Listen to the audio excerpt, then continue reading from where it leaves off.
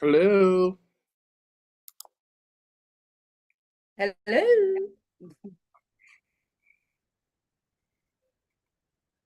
Praise the Lord, everybody. Praise the Lord.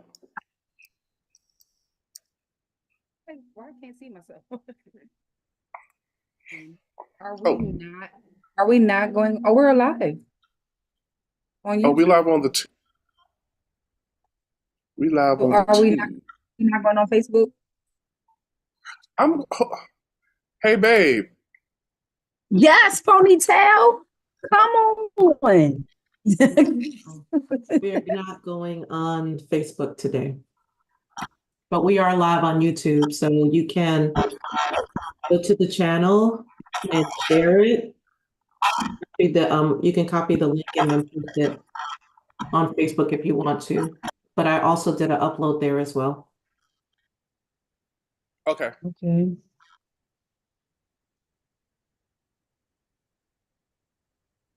Bree. She's coming. At least that's what she said. I can call him in the morning. I can call him tonight. Does everybody have access to the YouTube page because you can see it? Let me put my phone. But make sure you turn down the volume so that you don't hear yourself with feedback. That might be beneficial. And when I go, he'll make it. Does not matter. What is it? Evolution Church. What is it on YouTube? Evolution Church Self Love. So okay.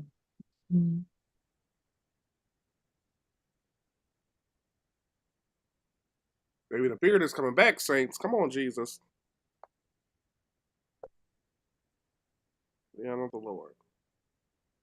You know the Saints are weird. All right, I'm sorry. I'm sorry. That wasn't supposed to leave my head. Why did My we? bad.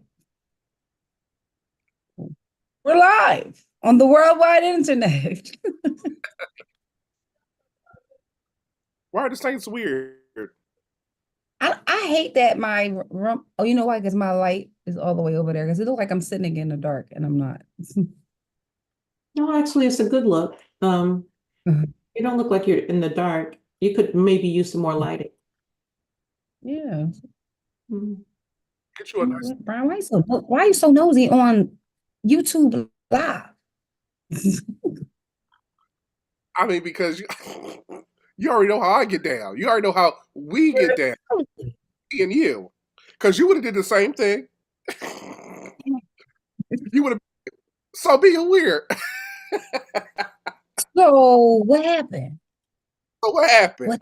Good evening, all. Sir. Greetings. Y'all look good. Yes, y'all look blessed. Hold on, I'm doing my filter, so I don't know what you say that. You look blessed too, Jackson. Thank you. Sorry for my tardiness. I was getting my herbs together. You know, if it ain't one thing, it's another. Sorry. That's it. These are herbs that we're You going ain't to old eat, to be getting. or Yeah, because No, what herbs take it as in a tea form. Mhm. It's just that I had already been steeping the herbs, so you can't let it steep for more than a certain period of time. So I had to get the water off them herbs. Got it.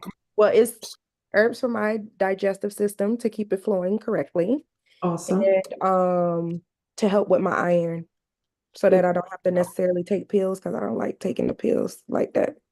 Mhm. So stuff of the earth that will help my body. Mhm. So those are other benefits of marijuana. If that's what the Lord put out there, then yes, we can say that. We can definitely So, say that. Wait, I got my other screen up because I'm trying to do my background. But what did I miss? What are we talking about here? Oh, I was so no, saying that I was late because I was doing my You getting your herb. marijuana ready? Huh? You said you was no, getting your no, no, marijuana ready. No, no, don't. no. Yeah. I I was was I gonna was say just I don't playing know about this panel. I don't know about this panel. because I gotta I go. was playing with her because she was talking about the herbs and everything, and she was telling me how much of the benefits were and everything. So I was like, oh, so those are the other benefits of marijuana. I was just playing with her. Oh, okay. YouTube, we do not indulge in marijuana. I definitely don't. This is Well, this. it's a good conversation because marijuana is being legalized in a lot of different spaces. And so we That have, might have to be our next. I think it's a yeah, great topic of discussion. We just Actually, like we well, just let me just just tell you wait a why minute, all though. about this. that's In a the good state of Florida, marijuana. Say, talk about it. can I say this piece from a clinical perspective? In the state of Florida, it's becoming legalized in a lot of different spaces. So the babies who have depression or anxiety, make sure that they politely ask, since it's being legalized, would you recommend it as something that helps me with my depression or anxiety? Mm-hmm. Mm-hmm. Mm-hmm. So what do you think I say?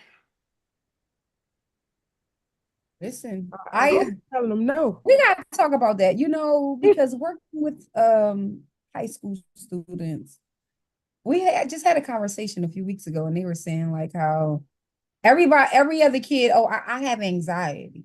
Everybody got anxiety. Mm-hmm, So I smoke because it keeps my anxiety down.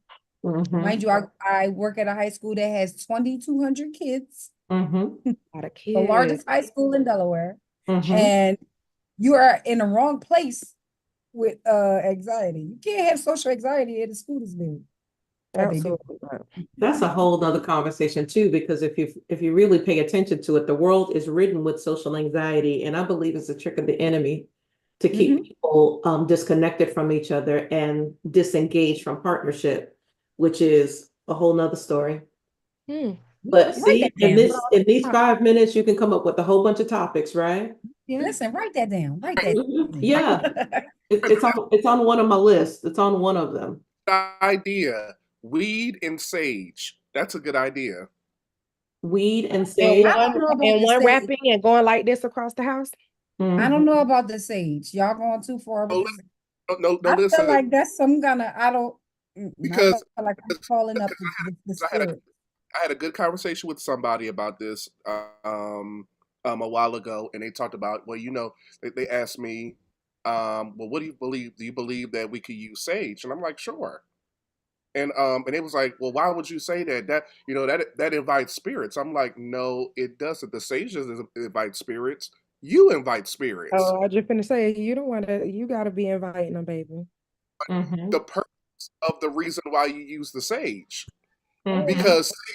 because sage, in its natural use, does assist in killing off particles in the air that are harmful. Now, if you decide to start conjuring things, and that power that opens things comes from you, it doesn't come from the sage.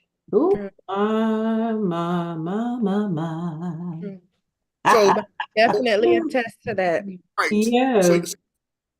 So Yes. you utilize that. So you utilize it, becomes a tool of something else for you to do something else with it. But that doesn't negate the fact that it's a natural room cleanser of molecular particles. Mm. Mm. Start talking about spirits, that's on you. Molecular. Right. Come on, B. Come on, B. You saying the words on tonight. So then Molecular. do we continue to be afraid of these conversations that really don't have that really have a lot of myth behind them versus actual fact, right? That becomes the challenge to most people because we're not really dealing with the facts of spaces. Now, mind you, I am not ever going to negate the spirituality of what our conjuring or influences mean. But when we really look back at those spaces, what are we looking back at when we think about that? What does oil mean without our prayer over it? If you could cook with it, It's just It, Crisco. it can be Crisco or some really good olive oil, right? But so Ryan, when he brings that point, um, Great point, babe, Pastor Babe, that it becomes really something that we really need to consider and engage. True. Hmm. I Right. think we do great with going in on these. Good evening, Hey, Kate. Kara, I was almost in Florida to see you, but You know what? we'll talk. Listen, and you can still come to Florida. I've come to understand more of that communication, which I might be missing a little bit because I thought it was understood that I was going to be on break from school. So when I saw the dates and we were working around them, I actually still wanted to try to work them out because I know that if those are the dates that you can get, I want you to still grab them, but I'm still gonna have to work. But if you want me to be involved in this space and we have some more time, then pushing off might need to be a consideration. But I don't want you to change if those are the dates that can work for you. I'm just not gonna be as available. We can go out and have a midnight nightcap though. If it comes You down gonna be to blaming it. it on me because you sleep in the morning and miss 5 clients. Yeah, like, cause it be, um, yeah. So, I mean, it's up to you. So don't We'll change talk about if it's the opportunity to do it, okay? That lady got so many hats. Okay. Who? Yeah. Listen, Baby, I don't know who you telling because 50 sis, million. no. Let me tell you. and I Right. tell you Yes, that you know. my Well, why hat's didn't worn you out. reach out? It's like, sis. Yeah, but that still doesn't mean that I don't want to Yeah. be connected to the process. Sometimes my hats are wearing thin. I got holes in my hats these days. No, Quite honestly. So sometimes it I just honestly forgot about your job. I did. School has been like kind of like in the forefront that I forgot well, that you. So it's okay. I'm off from. Well, we already discussed the dates, but yeah, uh, we'll talk. so please, consider them or don't change them. Don't change them. Mm. So think about what I'm saying. Anyway, welcome everybody. We do this chat and chew all the time. We do this chat and chew all the time before we get connected, watching individuals come on. And so we are now on our not Facebook. We're forgetting about Facebook right now. We are on YouTube, and we will be streaming directly there. It gives us opportunity to build an audience over here. Some people are joining on. Welcome, welcome, welcome. Please like, please share. Let us know where you are listening to us from. This is our live forum, and I love it when all 4 blocks are full. We've been living lives, people working, going out of town and not telling people, taking mini vacations. Hello. I feel you. Look, she looking at me, I'm looking at her. Right? So, and you know what? We all be busy. They probably would say I'm the most busiest, but really, Pastor Brian has been the most busiest over the last 6 weeks. No. We You are still back. got deep. Right. We are back in the blocks. Come on, Brady Bunch. We back in the blocks. The story of a lovely lady. Yes. Do that lift again. Do the lift You again. got to do that You again. said this. Here's a story. Do the lift again. Of a lovely lady. Yeah. Yeah. Was pastoring some people up. That is so Yeah. Philadelphia when I tell you. That was beautiful. I love it. Wow. Yeah. Welcome, Yes. everybody. So you all introduce yourselves. I don't want to get it wrong. Tell the people who you are, where you coming from. Hello, darlings. My name is Emily, and I am coming to you live from. It's like, hi, everybody. Your box clearly says Bernicia Jackson, though, but that's Oh, hey, look, that's Bernicia my Emily alias. Jackson.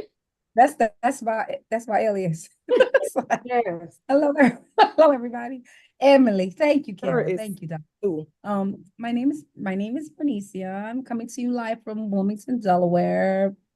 You know, I'm out here in these streets. Yes. Awesome. Awesome. Who's next? Hola. I'm Bree. Where am I? I'm in Pembroke Pines, Florida, which is Miami, Florida. Might as well say because that's where everybody knows. It's like a suburb. Listen, that's how Brian used to be when they talk about when I used to say, Is I said, hey, we that like a suburb of Miami? Mm-hmm. It's like Yeah. asking. But it's in a different county. That's why I'm just like, I should have just said Miami because it just ends up confusing people. It's really Fort Lauderdale, though, right? It's Close? no, it's No? literally Pembroke Pines. Well, it's close. Yeah, it's closer to Fort Lauderdale than Okay. Miami. So So is it like an hour and a half away? from Miami, Mhm. no, I'm 30 minutes from Miami, Okay, it's not bad. but I'm Yeah. like 15 minutes from Fort Lauderdale. Okay. So Yeah. yeah, I'm from I'll say Fort Lauderdale, Florida. We'll do that. That's where I am. Oh, there ain't nothing wrong with calling out Pembroke Pines. It's perfectly fine. Listen, Brian Morris used to always be specific about, listen, don't be telling people we from Philadelphia, we from Chester. Yeah. These Chesterites, man, they will Yeah. get mad. Because Oh, we Chester don't play. Where though? Delaware or Mm. Philly? Well, I have been in Delaware. I'll tell you my story another time. But I've been in Delaware for 10 years. Well, it's almost 11 years. I've been in Delaware for 10 years, but I'm from Chester, Pennsylvania. I could take a trip and I didn't leave. Mhm. Okay. It's not far at all. Like Delaware and Chester, It's right? like 15 minutes away. You can be in Chester in 15 minutes. Mm-hmm. You can be in Pennsylvania. This whole area is weird. You could be, if you go one way, you can go to Jersey. If you go another way, you could be in Pennsylvania. You keep going a little further, you can And be in all of that Maryland. in 15 minutes? Like you could get to Jersey in 15 minutes? From Chester, yes. You can be in Jersey in 15 minutes. Oh, okay. So Chester's like right in the middle. Yes, the tri-state, literally. Certain places I'm saying. Okay. That's Yep. pretty cool. Mm-hmm. Delaware, Jersey, Pennsylvania. Yep. Awesome. Brian, you get next introductions. Okay, so I thought about it like maybe like 15 minutes before we came on, and I was like, you know what? I was like 3 out of the 4 of us are our names start with B, right? Okay, we got We're a Lady group B. now. Right, we got Lady B3. We got we got what's the multiplication? Is B squared and B is it BQ? BQ. I don't Yes, know. cute. Yes, thank you. So Okay. so Bernicia is Lady B, right? Mhm. Brianna and I'll be B more. Be more. Who's So Bree? Bree is who? Bree Jack. Bree Bree Jack. J. Okay. Jack. Bree J. Bree Bree Jack. Jack. Okay. Just Bree Jack. I'll be more.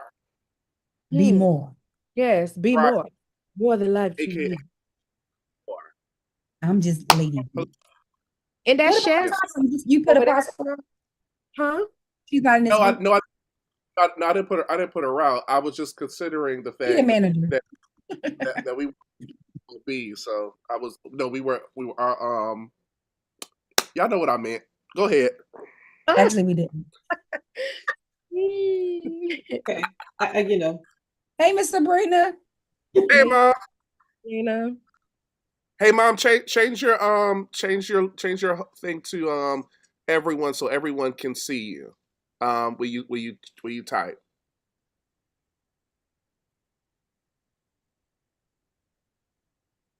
I'm sure she'll do that if she wants to.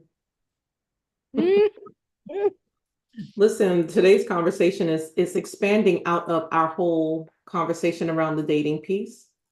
And so I don't think we had everybody in all of the conversations except for Bernicia and Brianna.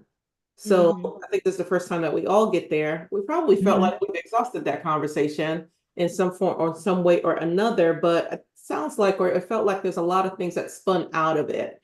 And so since I didn't really get a firm feedback as it related to that, I wanted to put something out to individuals to just kind of give them an idea of what it is that we would be talking about. And since this is a communication, a conversation that a lot of other individuals are having and we have had, wanted to see how we felt about the importance of partnership.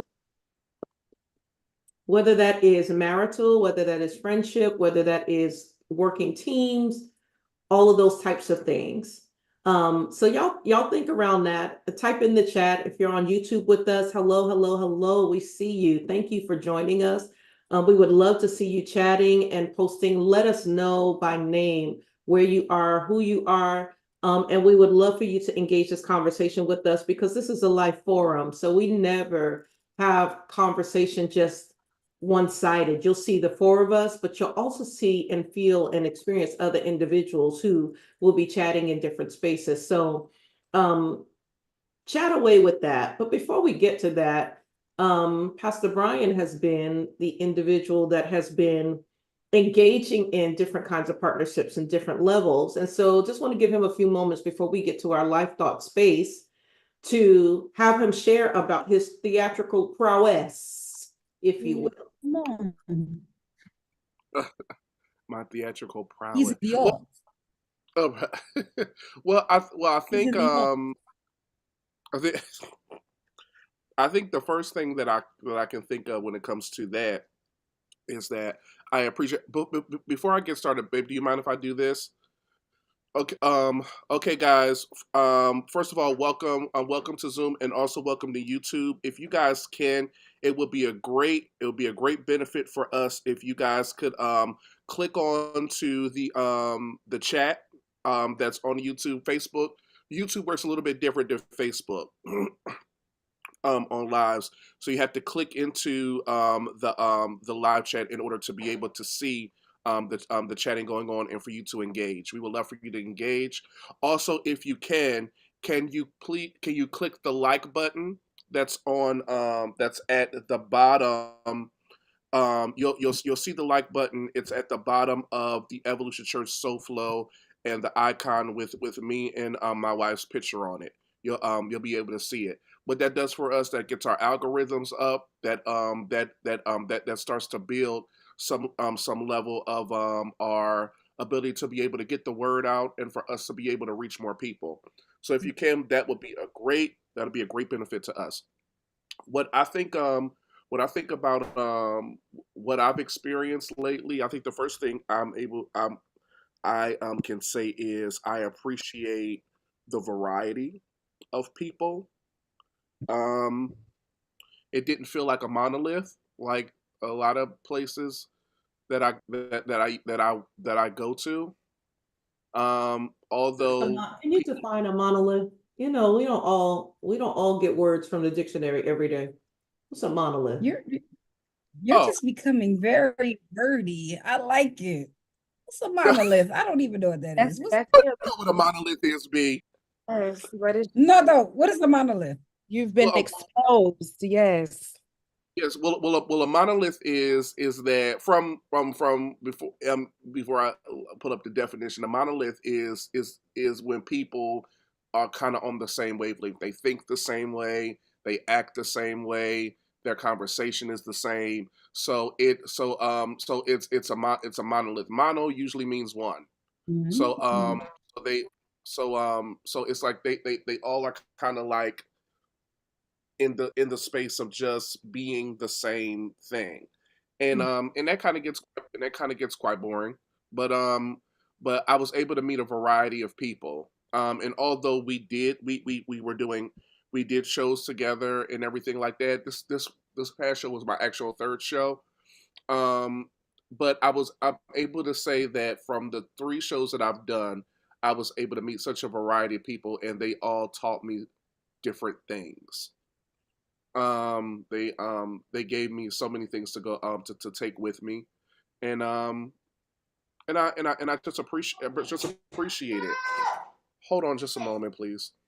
It's my child. Ayla. It's a her. I think my son is, well, he probably went back to sleep. I rebuked this sleep. I'm about to go disturb all of this at 7:20. Right, right. The reason why I love this whole experience that this experience that Brian has been in it's been tedious to say the least, just because of all of the activity that was around it. It was so much concentrated pressure, but it was good because of the connection and the partnership and the exposure, right? But it links him to, and all of us, to a different variety of people. And that environment and that atmosphere was so welcoming. The performance space, individuals who have that kind of artistry, quirkiness, energy around them.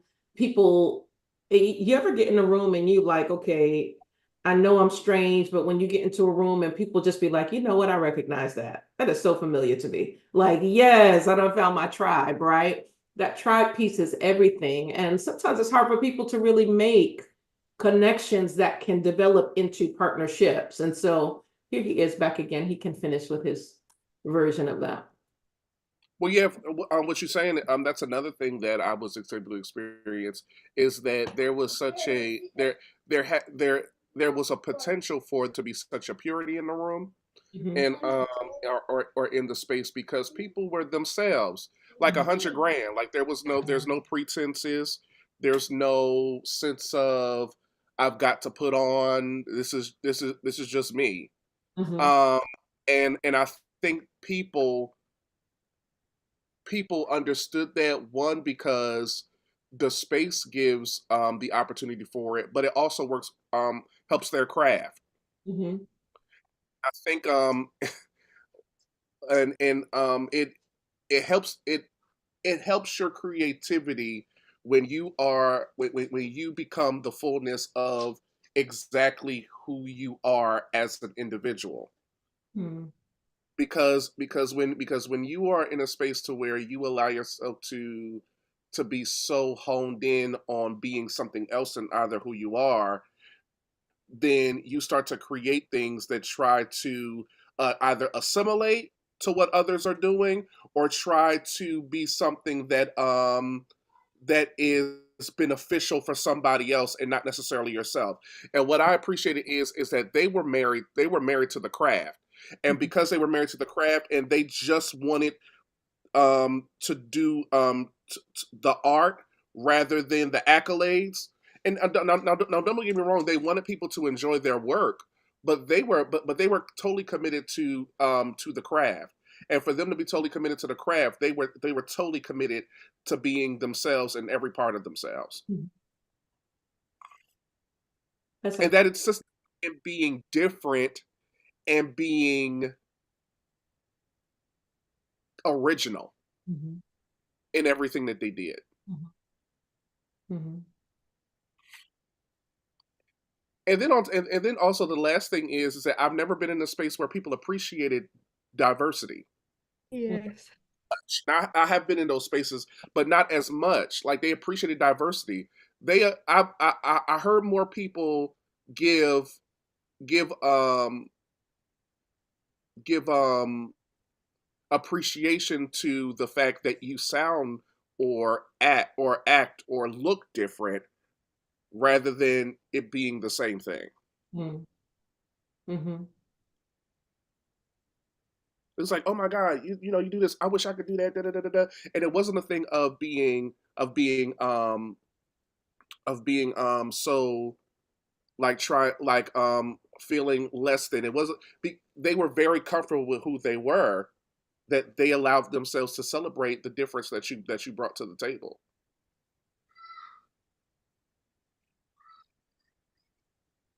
I just yeah yeah. I think we should do. I think we could learn something from this from I think we could learn something from the from you. Yeah, we could learn something from that. Mhm. I think it's pretty important that you talk about that because to me that speaks to the different kinds of levels of partnerships that reflect us. When we are in the room with individuals who are like us, then tell me, not like us or just not like us from the sense of having the same kind of energy, but doing the same things. If we're in the room with people that are just always doing the same things, tell me where we honor the statement that iron sharpens iron.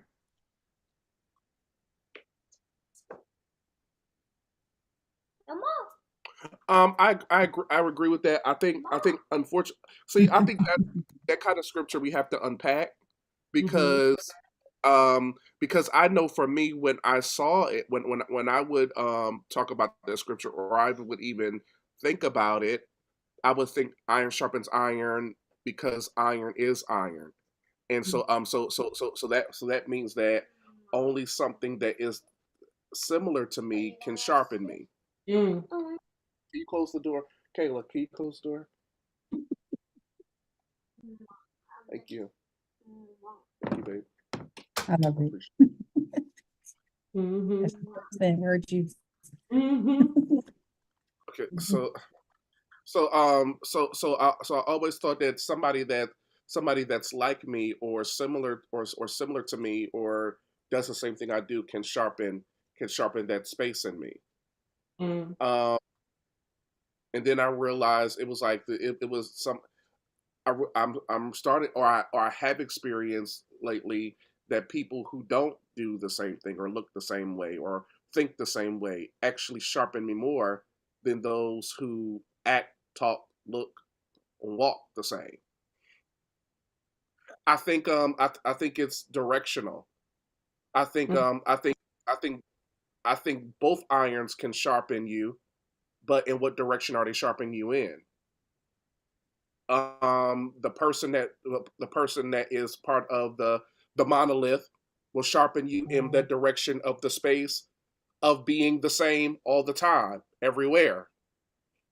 But the diversity that comes with individuals who look different and talk different gives you opportunity to sharpen yourself and the ability to be a mind and the spirit that's able to go and be in different spaces or a variety of spaces and and live in spaces of acceptance to know to know to know what love and acceptance not only feels like but looks like and be the individual who makes a decision Mhm. to share that space Mhm. um everywhere you go.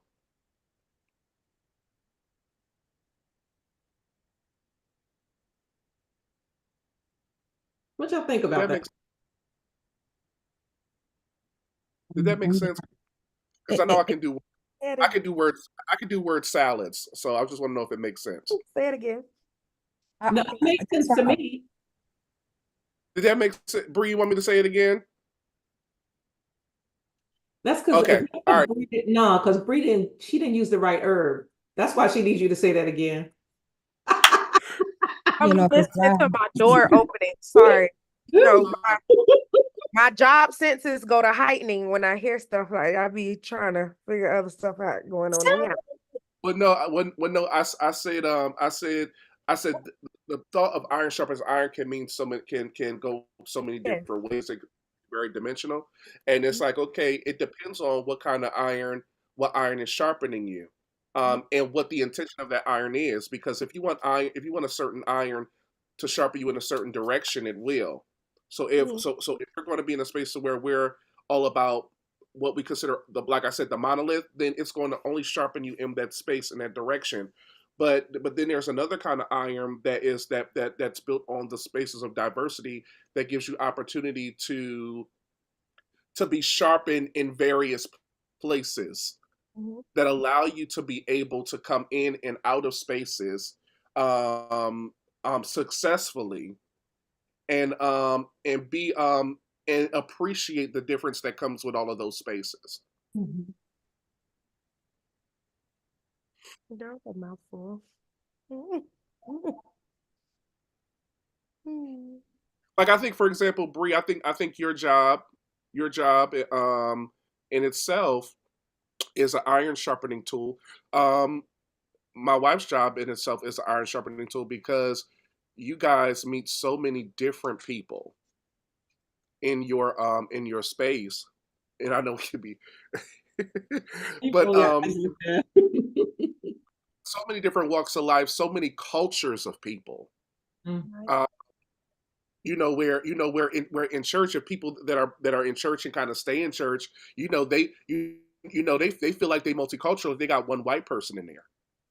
or if they got just one Spanish person in there. You know, they feel like, oh, we multicultural, we going to the nations. You know what I mean? Mhm. Yes. You not. Mm, Mhm. you not. Mhm. Oh, Listen, Bernice, I like that shirt. yes, Thank you, girl. $5 for me meals. You too can be a part of Cute. yes, it's cute.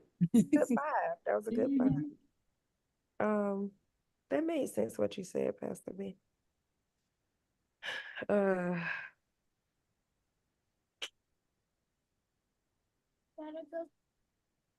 I don't know. You know, to be honest, when Coach, you said that thing about iron sharpening iron, and then Pastor Brian, you were saying you know, being around people who are so open to diversity, and you know, basically that there's no competition, nobody's better than the next, you know, like everybody's, you know, it's like a very encouraging environment. Like it made me think about it made me think about, I'm sorry, let me fix my words. It made me think about me coming to Evolution and actually starting community with you guys, because that's what I got from y'all. Mm. Mhm. Um, and yeah, I feel like y'all two are definitely some iron that's sharpening me, but you know, from a whole bunch of different aspects, whole bunch of different aspects, because y'all are on different sides of things. Like, yes, I mean, foundationally, like a lot of things are the same, but you know, Coach, you're always coming from the mental health perspective, and you know, you still love Christ, but it's like, you know, you see certain things a certain way because of your education. And Brian is just my freelancing person over here that is gonna always support my shenanigans. Oh my God, it's my best friend. Hey girl.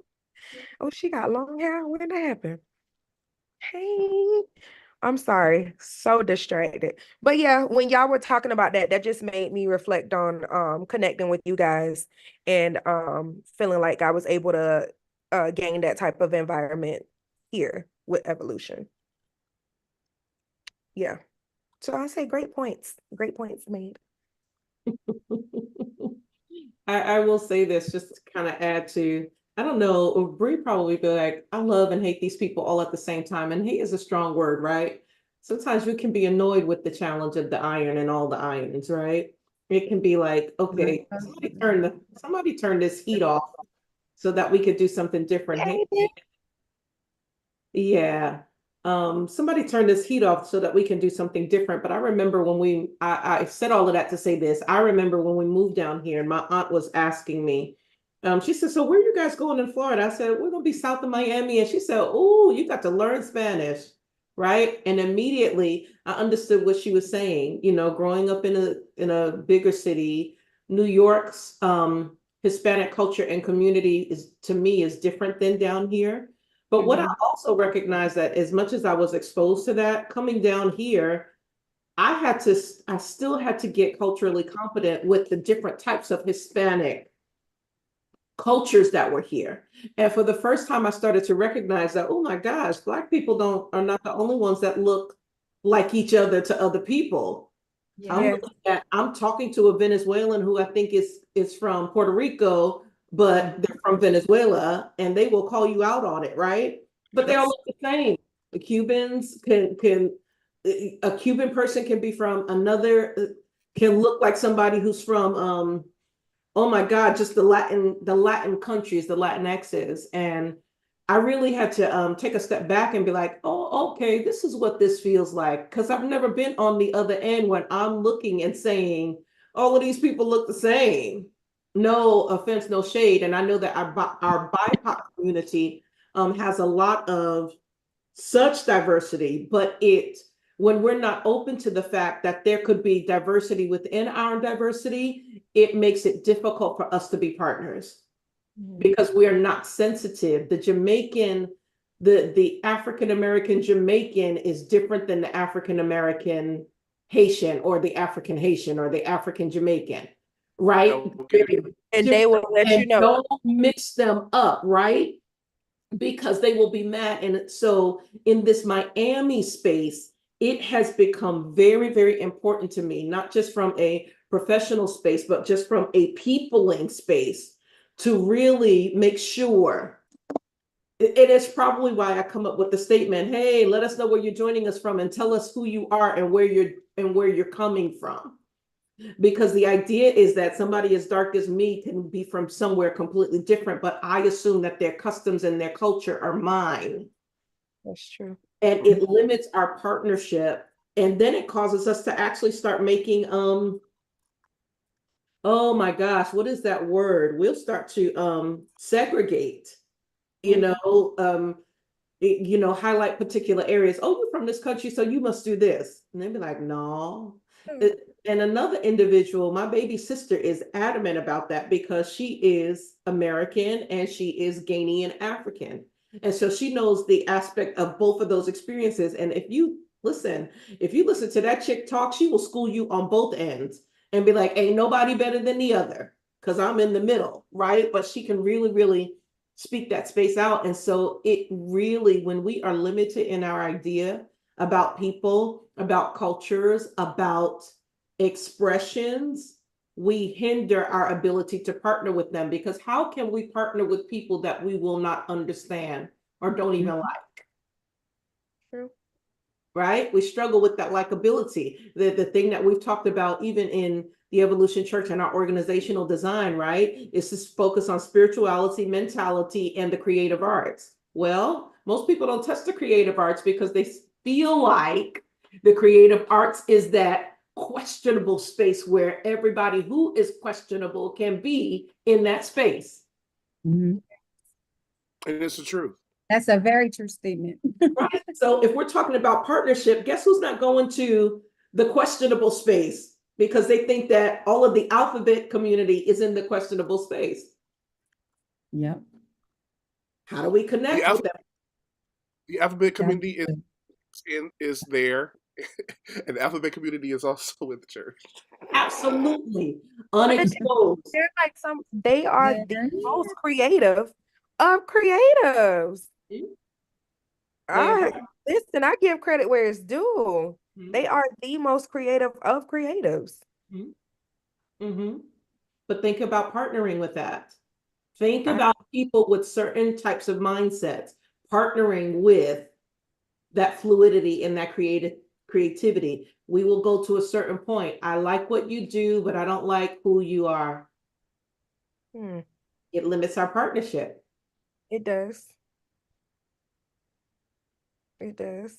It limits our partnership. And so when we talk about that, then, okay, so humans have to be connected to each other, right? I know this no man is an island space, or then there's some spaces where we do feel like we're an island because we've been so damaged by people. But even in our damage, we still need to connect with a person, right? So how important is partnership to us? How important is partnership to you? When you think It's about very it, go ahead.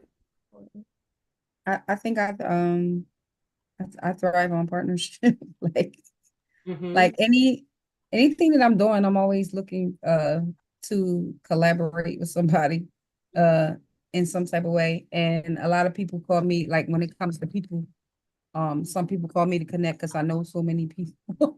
Like I really do know a lot of people. Mhm. I know a guy. That's what my boss says. Like what he says, that I know a guy.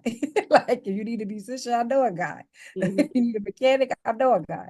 But Mhm. I feel like a lot of times people say like you set out to do something and it's like, yeah, this is my thing, this is my platform, this is what I'm going to do.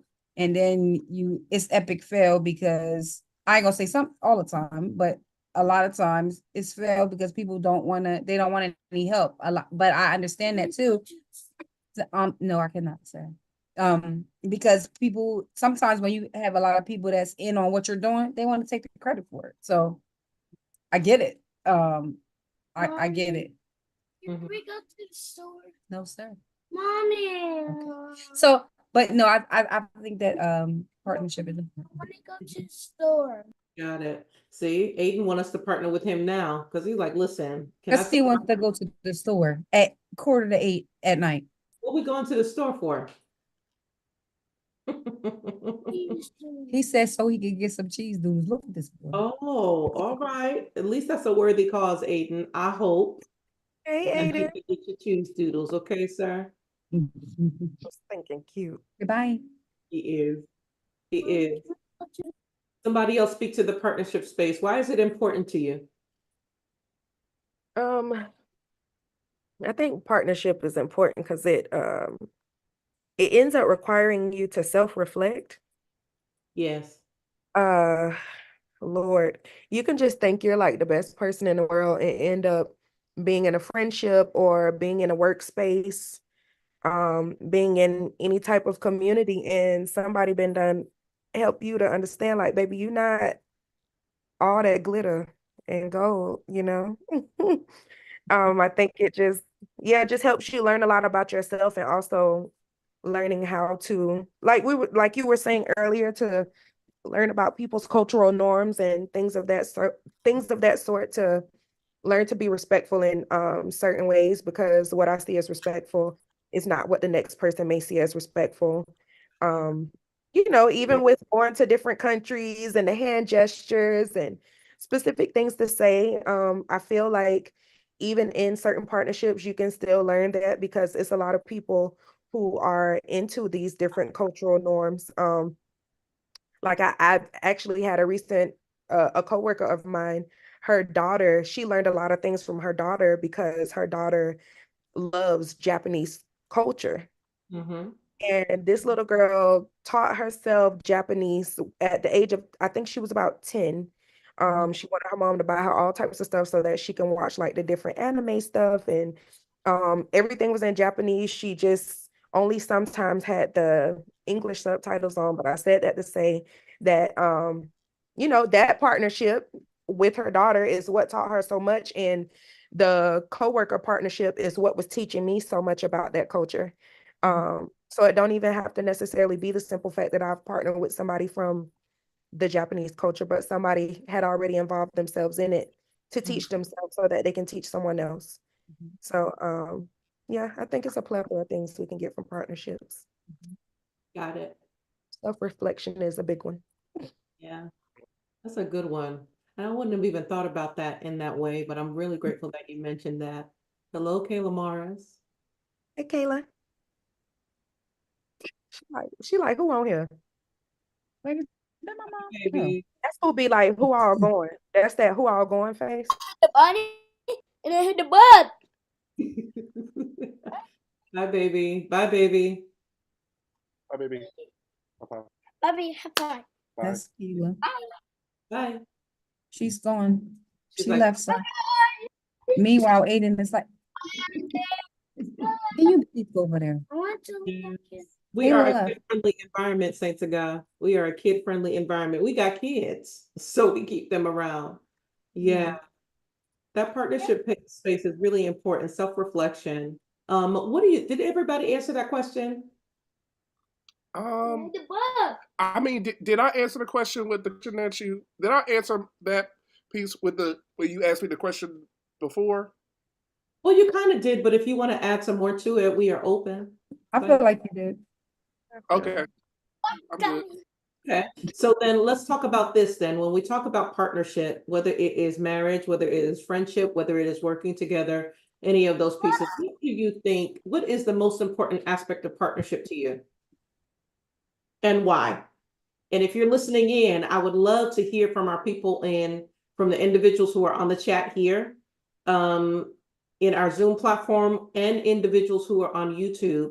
If you understand partnership and you believe in partnership, working with other people and people groups, individuals of different diversity, what do you think is the most important thing to you as it relates to partnership? I would say something as broad as being open. Okay.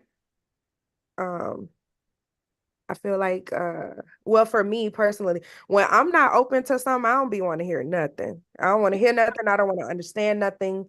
And that's not fair to the next person that's indulging in a partnership with me, whether it's, coworkers, you guys in community or relationships, siblings, family, whatever.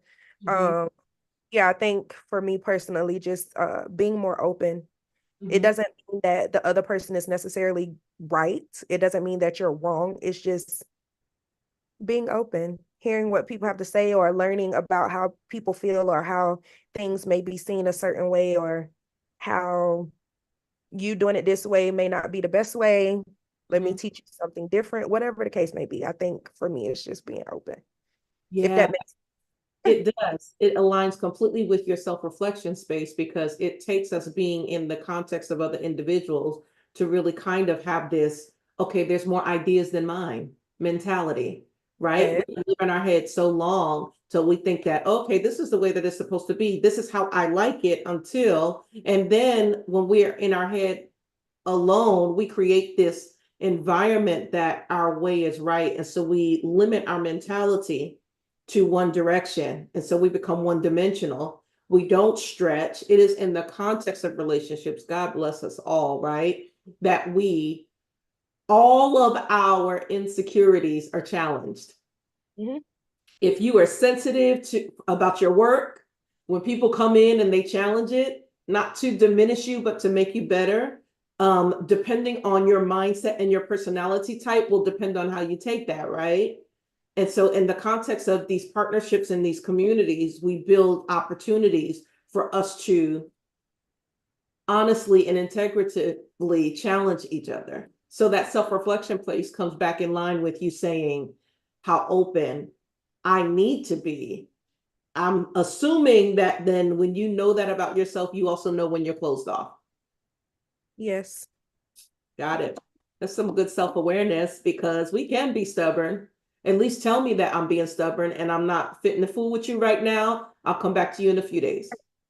Yeah, I can be honest and like, okay, I'm not really open to that right now, or, just give me a minute to process it, Mhm. because that's the best I can do at the moment. I don't want to be rude about anything, but I just don't have total understanding at the moment. Got it. Would want somebody to be open to respecting how I feel the same way they would want me to be open to respecting how they feel. It's like, just give me a minute. Mhm. A second, please. Got it. Got it. Okay. Somebody else. What's the most important aspect of partnership to you? Or do you feel either whether it's to you or to you watching a partnership?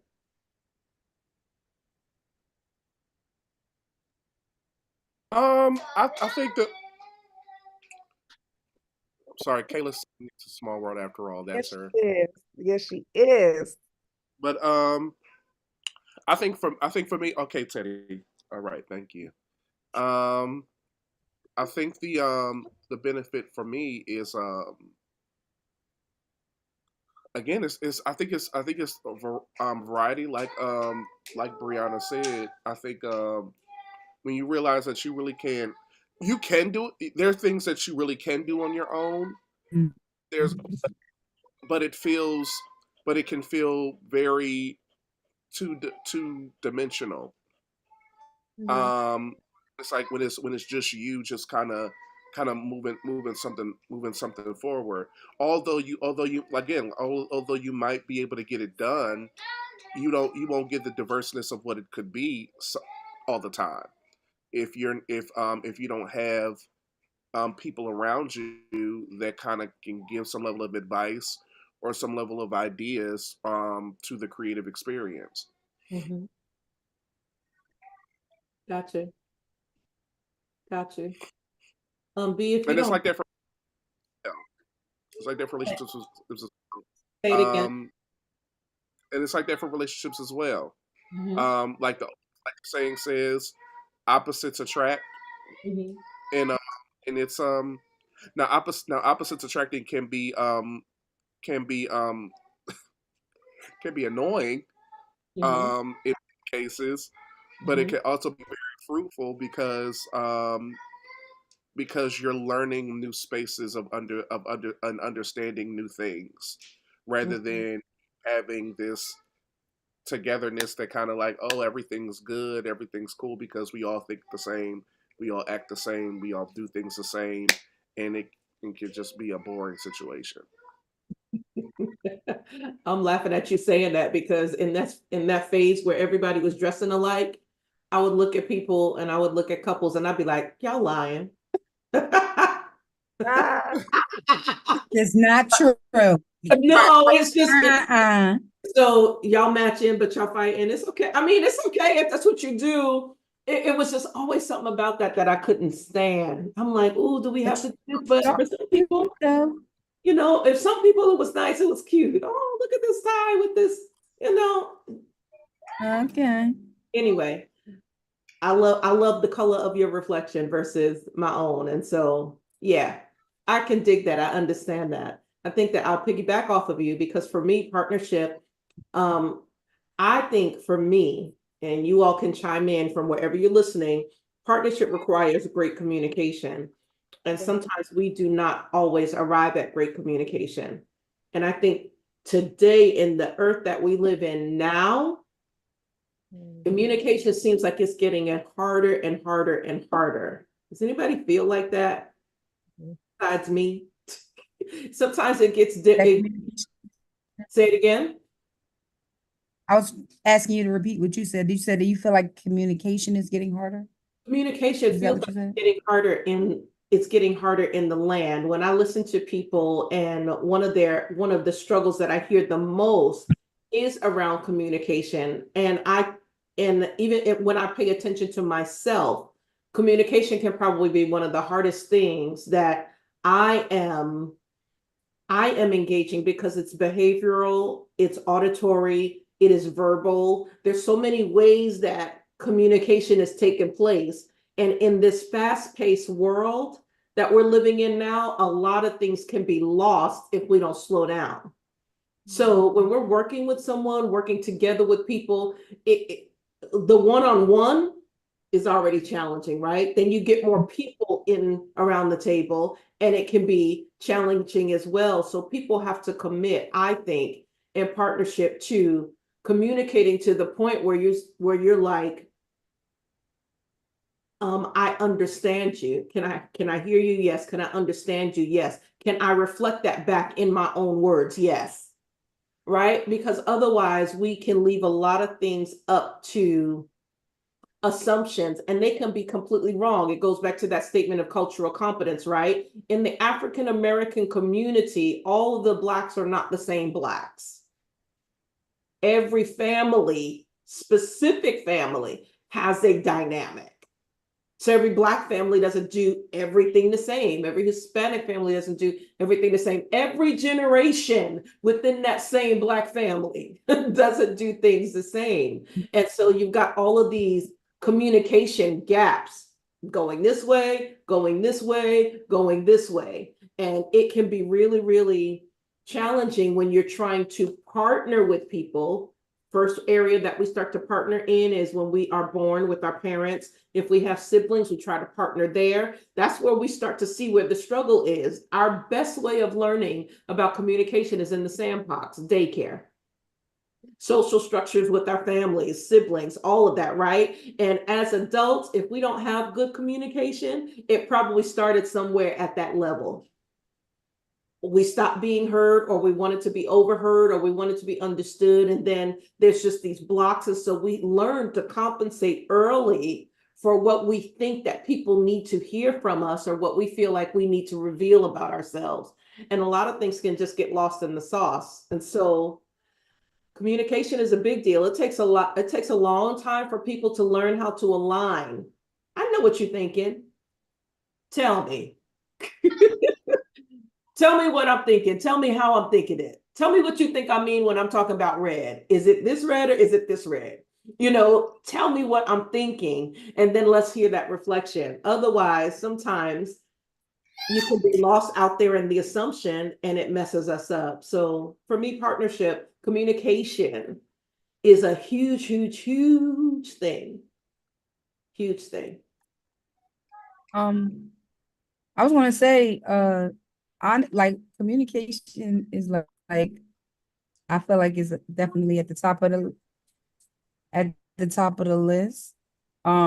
But I don't think that I've learned how to effectively communicate. And Really? so it's like it's weird because I'm a communicator, right? I know how to communicate, but I'm talking about effectively communicate. Like within this last, let me, not even going to say 10 years. I'm going to probably say like from like 2011, like up until now, I've learned a lot as far as communication is concerned, because I've always been open. Like, I'm going to say, Bernice is going to say what's on her mind, right? But I don't always, during that time period, I didn't always say what was on my mind, because I've always been naturally an overthinker. So sometimes it's like I was kind of like the combination of both, because sometimes I fly off the handle and just, but that's from built up, built up, held down conversation. Like, now I'm giving you everything that I wanted to give you. So that's why I say, compared to then, now I know how to effectively communicate. I don't always say what's always the first thing that comes out of my mouth. Now, because I know I can't do that, and I've learned to not respond to things right away, because I'm not going to always give the best response. So, and that's a learned behavior, because before you could say something to Bernice and I had I got something for you. but now I have to but now so if you see me, I'm just like, It's those filters. are you quiet, babe? I know. Can you give me a pen? Because I need to write. I got to, because this has always been my biggest downfall. But Let me I've tell you, learned, listen, because I've learned tactics. Bernicia, if Bernicia could hold up a whole rehearsal. Bernicia could, because she had to They get it was off of her bothering me. chest. She had to get over her chest. She's like, listen, I can't walk away from here. I can't walk away here the same way I came in. And that's selfish, honestly, because it's a time and place for everything. But all I knew was that I needed to be free. I needed to get this out. That's such a huge That's thing. selfish. That's a huge thing that you say that, because in partnership, it is that give and take at any level, whether it's one-on-one, the husband and wife space, the friendship space, the building of a team space. It is an opportunity for selflessness, for patience. So when you talk about being selfish and you can acknowledge that in that season that you were, how does that make you feel when you say that now? I don't know. Like, I feel like I've grown up. Like, Yeah. In those moments, people would say that to me, like, you didn't have to do that, and everything is not about you. And I'm like, I'm not trying to make it about me, but when I like really reflect, I kind of was, because it was about how I needed to feel in that moment. It was Got it. I need to do this. I didn't care how anybody else that was going to be on the receiving end of that, because I needed to dump. Like, let me just get this out here. Y'all wrong. I'm right. Like, let's just all be free. But now I've caused somebody else to be overwhelmed, because I didn't know how to control my emotions. Like, not saying, and I listen, I just remember some conversations, even with Apostle, where I was probably very right in the moment. But I just did, like, why I gotta wait though? It's a hard thing. And I think living in a shelter taught me how to shut up. Because my mouth was great, had me sitting on the sidewalk. But the thing is also is that, now granted that happened, but in many cases you would be saying things that everybody in the room wanted to say. Yeah, see? And that's what that's what angered me more. So it's like while your experience helped you to be quiet, a lot of us are learning to actually, you learned to shut up. A lot of us are learning to speak up. Yeah. Yeah, that's so interesting that you have that dichotomy, because you freed a lot of people, but you took the stripes for it. Yes. You took the stripes. Yeah. I'm glad y'all was okay though. Wait, you took I'm glad y'all made it. But see, everybody had to learn different lessons in that partnership, which is why the whole reality of partnership is important. There's never going to be one person that is right. And even though this is where I think sometimes the older generation may get it wrong. And since I'm of the older generation space, I'll speak for them on the younger end of that Right. the generation. That I'm okay with it. the idea of us being here for longer than other people sometimes misqualifies us to say that we know where you're headed. Mhm. And while it could feel similar, it's not always the same. Mhm. So we make it hard to bridge when we are approaching a generation of geniuses, when we are trying to limit them by our older experience. Does that Right. make sense? So sometimes we're not helpful in teaching our younger women.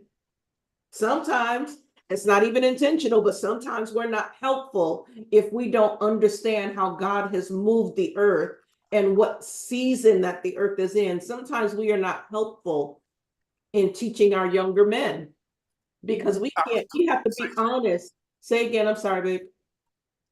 sorry, I was about to say that. I was thinking that too. I'm like, a lot of times, and not just with women, but with men too. Especially with this new grade. That's so crazy that we hitting all the spot, all the things that I was considering about to talk about tonight. Um, when we talk about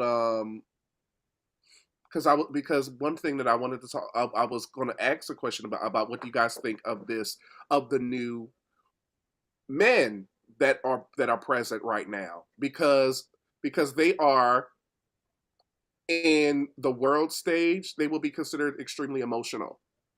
What do you mean the new men? The new men, the new generation of men that are that are here now, because a lot of men from past generations would Mm, consider these new men very emotional. They wouldn't necessarily consider them to be like as hard or as endurable as men from past generations. So so when you talked about how how maybe past generations are not doing a great job in teaching or at least assisting um younger women, I think it's the same as far as men as well, because these guys coming now are a lot more in tune with their feelings and emotions. mhm, Um, in in some spaces, if they feel it, they're going to show it. They might mhm, not necessarily say it, but mhm, if they feel it, they're going to show it. mhm, Um, they're not. They're so for somebody to just tell them to suck it up is mhm, not going to be the thing that's going to help them, because there's a greater, there's coming into them a greater level of emotional intelligence, at least or at least understanding mhm, for their own emotions, mhm, that probably the older generation of man probably don't, either can't handle, or they really don't understand it because they haven't been taught that way. mhm. I hit the money and I hit the button. Bye, day. My baby is alive to like she loud and alive tonight. Yes. Well, here's the question that I asked because when you ask that what we think about the new men, that is such a catch-22 statement, right? Because men are men, right? We are conflicted in our expectation of what men should be.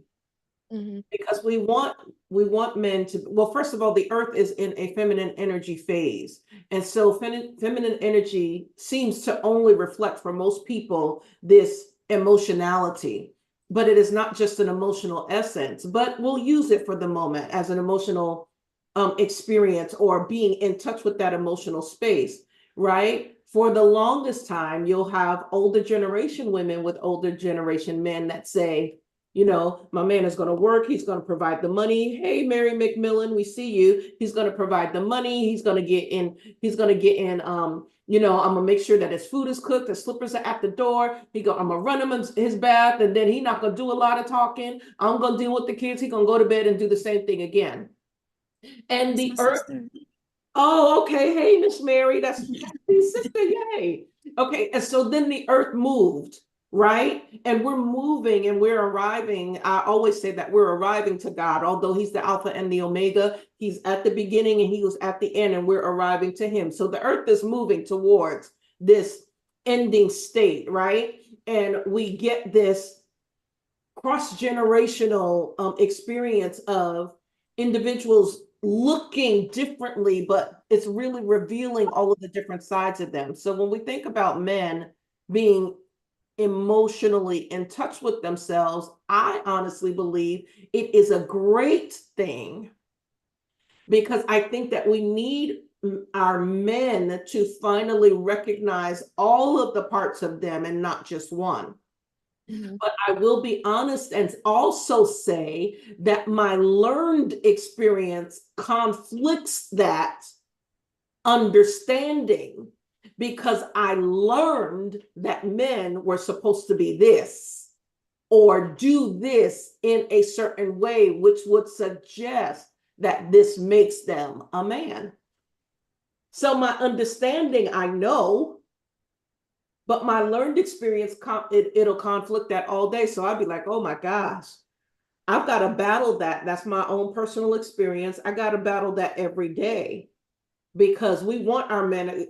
Our men can be extremely full of not talking, sharing, quiet, holding things in, right? And then we understand that that's manifesting into physical illness, strokes, heart attacks, all of that. We're losing our men to stress, things that they won't share. They can't cry in front of the woman because we immediately say that they're weak, right? We've been taught that as a reality or a norm for us. I don't need nobody softer than me.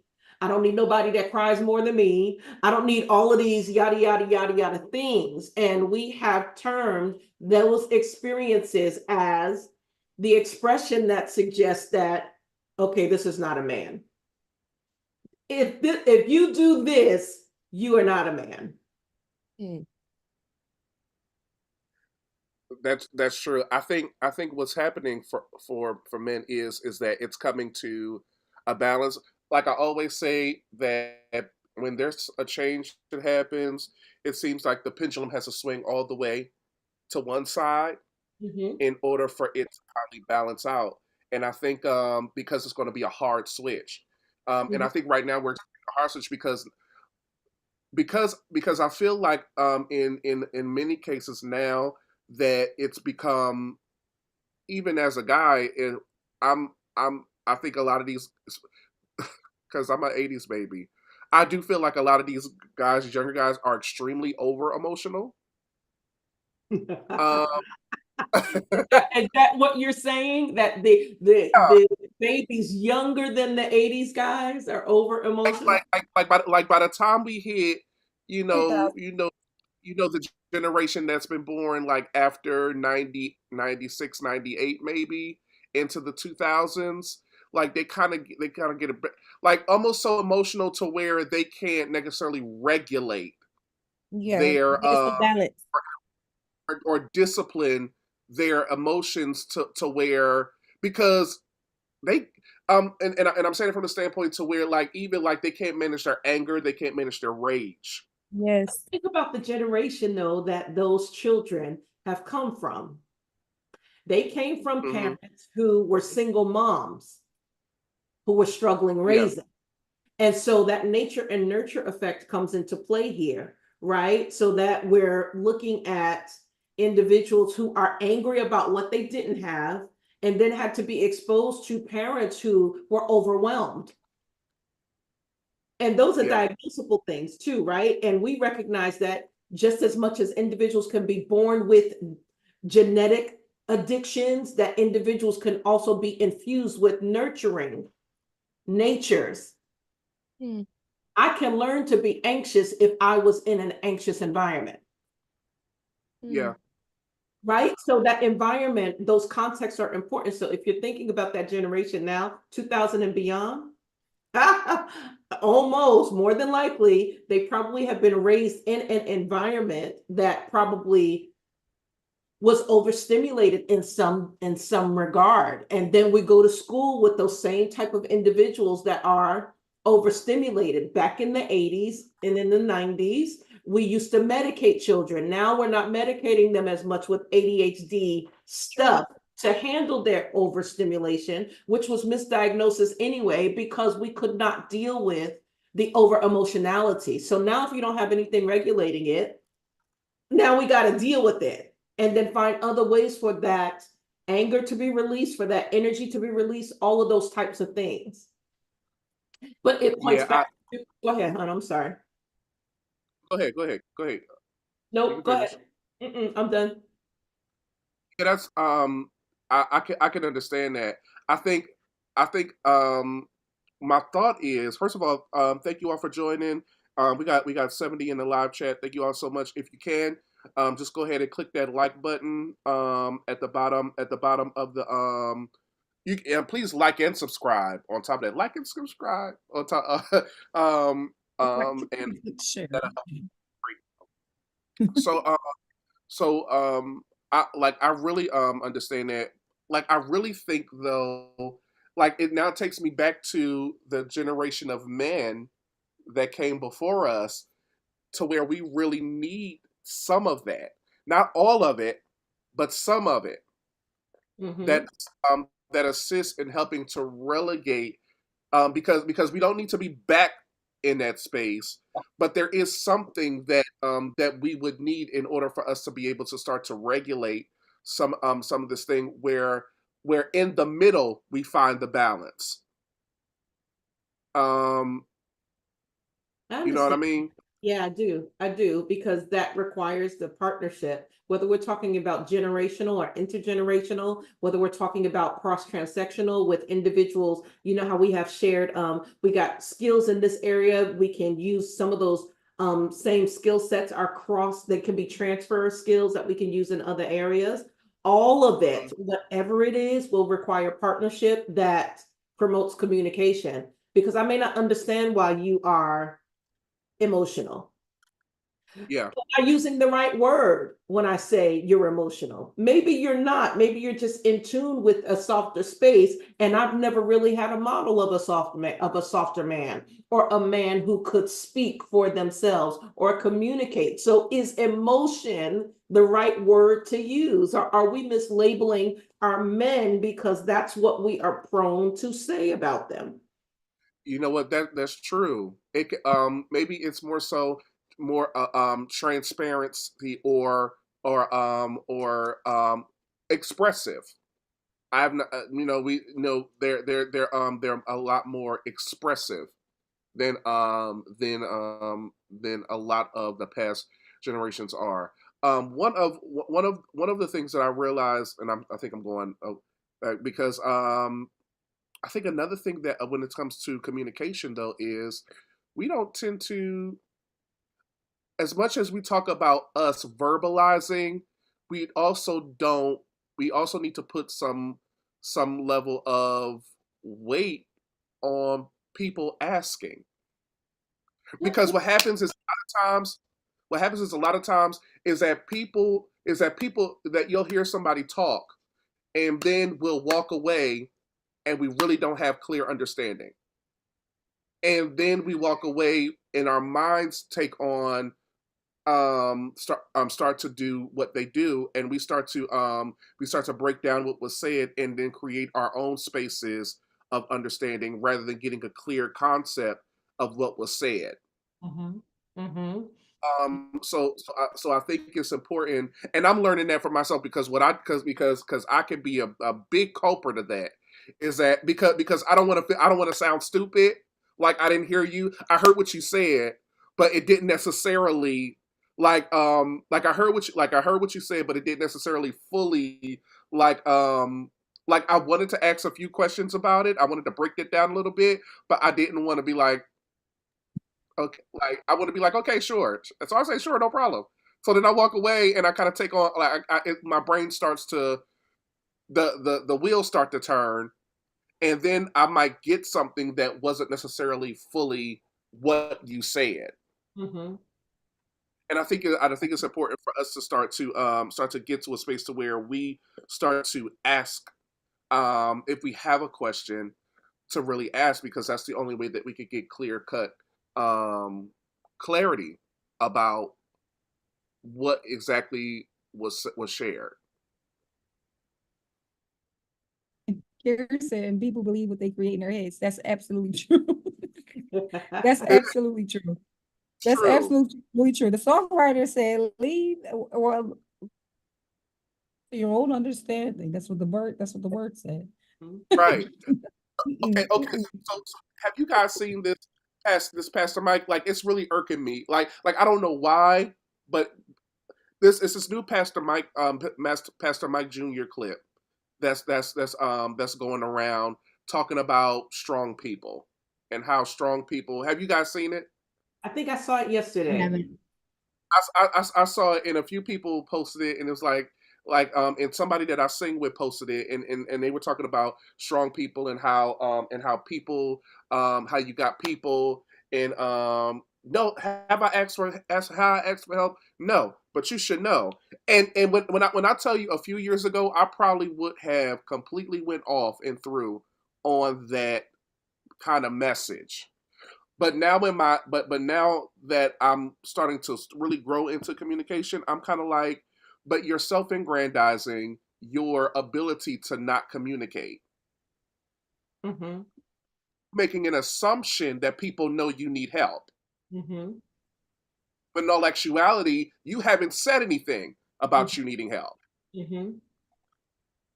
Absolutely. So so who's so you've got so you got some level of and then on top of that, how about there are times where people have wanted to help some people, and when they realize they try to help you, you really don't want the help. Hmm. It's one of the strongest spaces of communication blockage, right? And I am prone to it. I think in my last 6 months, and my husband probably will be able to attest to it. I'll be walking around here, and Sunday I finally came in the room and I hugged. He was in here. I think he was preparing for something. He was in here, and no, it was last week, It and was I so- hugged his neck and I just said, "There's just so much going on," and he looked up and he just laughed at me, because he probably laughed because, number one, I'm assuming, but correct me, that he probably laughed because he probably was like, I can't believe she said it, but I'm so glad she did. Mhm. Right? Because sometimes there's just a lot going on. And so in my brain, I'm like, okay, most times I live in this space where if I feel like a lot is going on, then I know everybody else is feeling like a lot is going on, because by the time I've got to this space, knowing my own capacity, everybody else is feeling that. But what I've also done is lived in my brain with the expectation that everybody should feel it like I feel it. And I end up becoming, as Bernicia has said, selfish. I'll add the word unfair. Because I really, to your point, Pastor Brian, I haven't asked for help. And that is such a difficult space for a lot of people. And we don't ask for help in partnerships or whatever because of our own, in certain cases, our own ability to not want to be rejected. Because if you confirm what I feel, then I feel a double whammy. You watch me struggle, then you don't do anything. And then if I ask you to help me and you still reject me, I'm like, I don't need two rejections. Mhm. Just confirmed what I felt. But the risk is in, how do you know? If Yeah. somebody's close to you, if somebody's walking with you, you got to know their intention, or at least attempt to know it, right? Somebody else speak to that. Yeah. Go ahead. I think unfortunately two things. One, I feel like people. Okay, three things. I'm sorry. One, there's a comment from on YouTube from Yadilis. I'm sorry if I said your name wrong. I hope I said it right. Yadi. Yes. Says I think people also struggle with having opposing opinions because sometimes you try to communicate something to someone, and because they don't agree with your perspective, they're quick to shut you off. Mm-hmm. Yeah, Right. yeah, I can But that understand means that. they're not open. They didn't really, I think people like that don't really want, they just want confirmation. Like they're not really open to new perspectives. They just want somebody to, so they just waiting for that one. You can have 20 people lined up, and 19 of them are going against what they said. They just waiting for the one person to say, you know what, I agree with that. All right, I'm doing it. We're gonna go with that. Mm-hmm. Mm-hmm. Forgetting about everything else. They just waiting for that one person. Mm-hmm. Like they don't they looking for confirmation. Mm-hmm. Like mm, We can all be mm, guilty of confirmation bias because we need to hear somebody say the same thing that we've said in order yes. to feel content, right? But it is that diversity is the opposing factors that make us help us rather. And we have to see it as help, though. We have to see it as help so that we can have other parts of the brain, other parts of, have you ever considered this? Well, what about this? And our culture, people, period, have to be open to the fact that there are other parts of this thing that we may not carry in and of ourselves. And so I like that, B, because we're not as open as we think we are. We'll Mhm. champion the sign. I'm open, I'm accepting, I'm this, woohoo, until something faces you, challenges you, provokes you, and then everything in you is like, wow. But Dr. Jackie McCullough used to she was really phenomenal when it came to this, because when she would take a team of individuals, she's a nurse by trade. She's my favorite preacher, but she's also a an LPN, and she would go back to Jamaica, and her team of people that she would take, she would always walk them through cultural competence. She would say, listen, you can't do this. When they serve you food, you eat it, even if you don't like it, because it's disrespectful for you to not accept what has been given to you. Now, while people will be like, okay, I got food allergies and all of those types of things, I get the point of what she was saying. Sometimes we want to serve communities that we're not open to really understanding, and then we can't partner.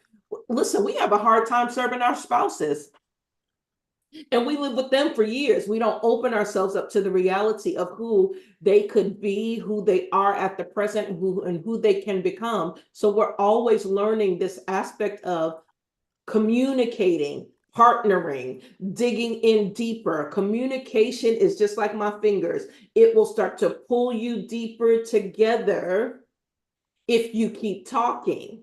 And that happens in relationships, partnerships, at whatever level, if we would allow it. But we have to not just consider that somebody has to be open to my opinion. We also have to consider that there is an alternative that we have not even attempted to be open enough to consider, Yeah. right? That goes all kinds of ways.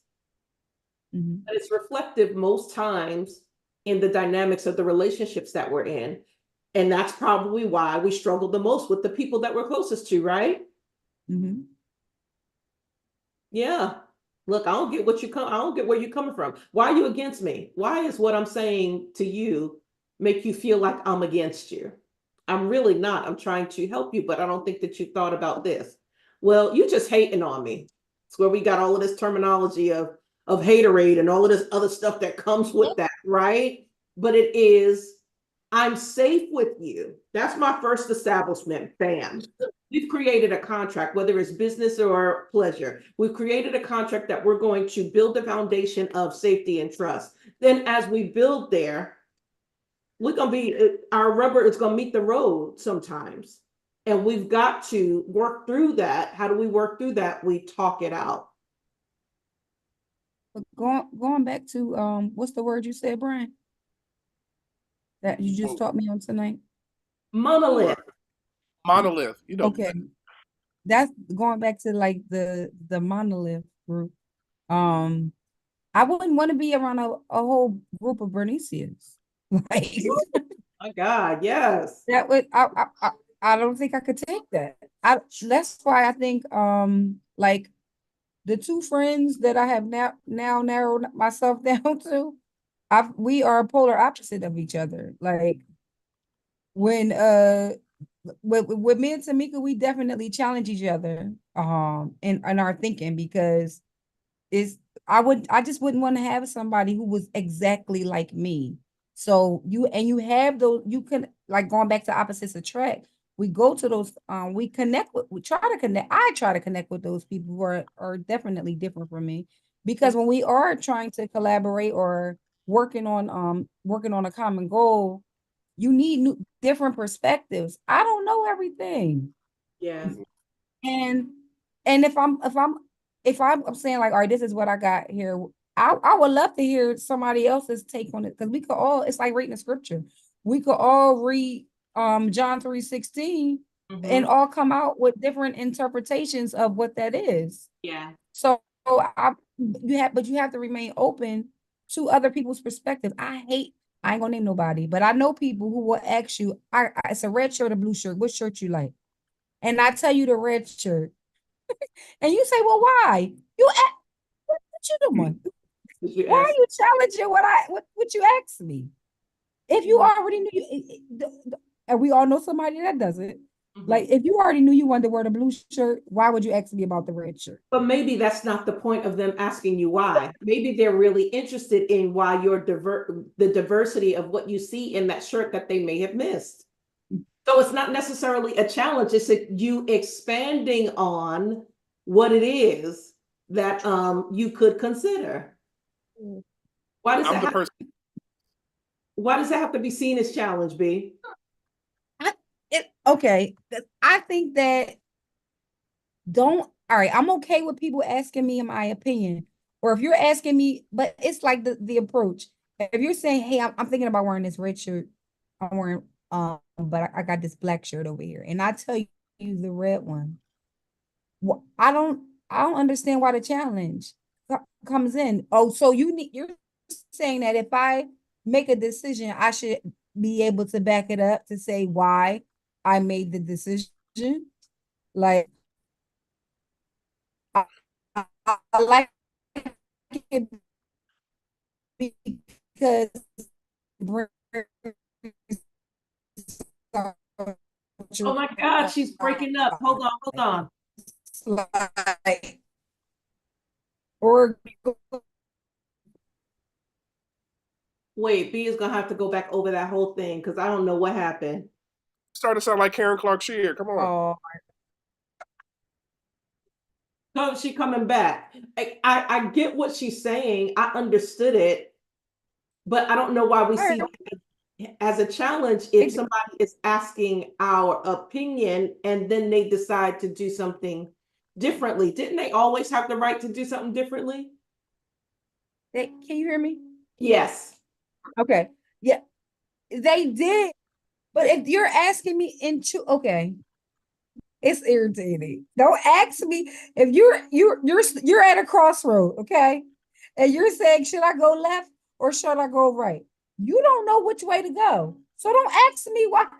If I tell you to go right, because you're supposed to be, I feel like when you ask people for their opinion, you have placed your trust in their response.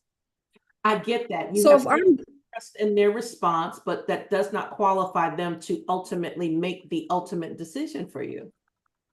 But why stay in a place of indecisiveness? Like, why are you digging a hole deeper? Help me. Go ahead, sir. Like, you just asked me. It's end of the story. Put your finger down because you one of the people. Say that. It's like me. That's what he getting ready to tell you, though. Like me. I am one of those people that would actually that would hold the. I don't know if it would necessarily be shirts, but I will. But I will be the person that be like, okay, I got these decisions. Let me know what you think or what you think. And I already have a thought in my head of what I'm thinking about leading. I'm at least leaning towards it. I haven't made a decision. You already know. See, that's my problem. You already know what you want to pick. But I'm leaning towards a decision. The reason why I want to know is not because of the fact that that I don't that I don't trust you. It's actually about the fact that I really do trust you.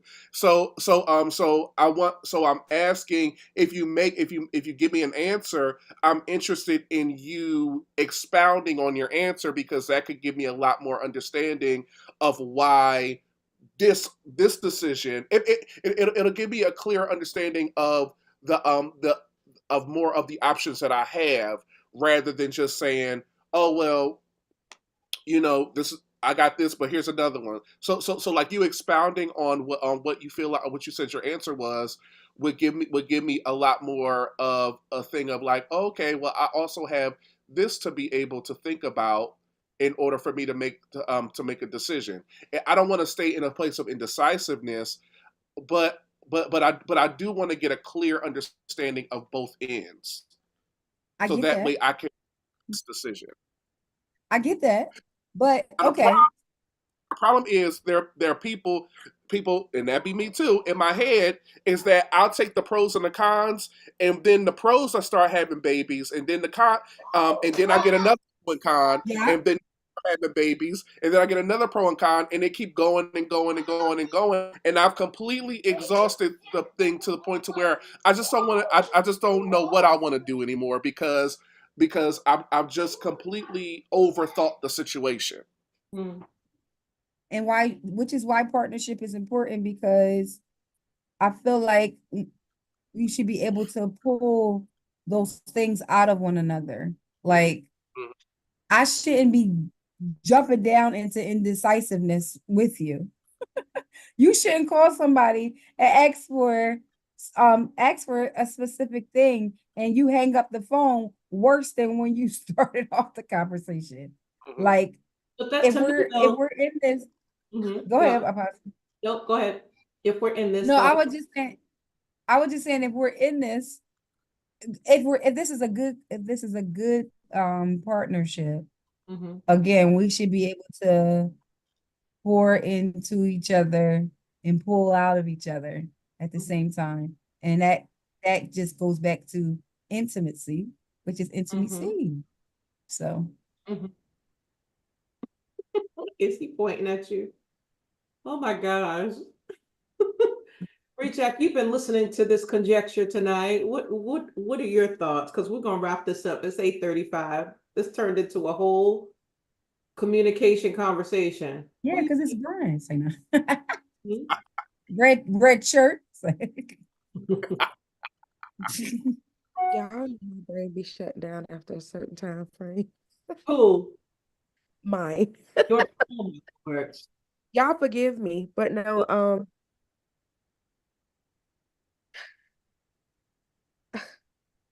I don't know why I'm just gonna sit here and say, can you not?